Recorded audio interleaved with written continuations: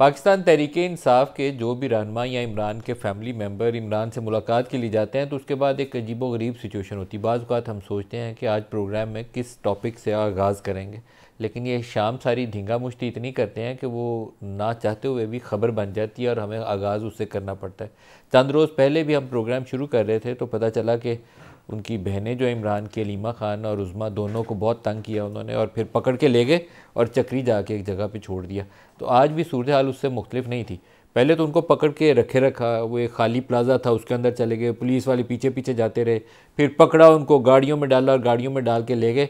अभी जिस वक्त मैं ये प्रोग्राम कर रहा हूँ तो ये जो अभी आपने खाना खाते का क्लिप देखा है, ये चक्री में जाके पुलिस वाले उनको छोड़ के आ गए हैं, वो बैठे वहाँ खाना खा रहे हैं। अब ये वेलकम सिचुएशन नहीं है, कोई एक तरीक़ाकार है जिसके तहत फैमिली को मिलने की इजाज़त होती है, होनी चाहिए। उसकी बहनें हैं, सगी बहनें, उसको मिलने दें।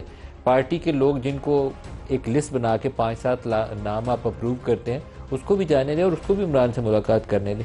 तो ये सिचुएशन क्रिएट करके पता नहीं कौन इमरान का भला कर रहा है या अपना भला कर रहा है, भला नहीं किसी का भी हो रहा है, ये सूरत हाल ख़राब कर रहे हैं।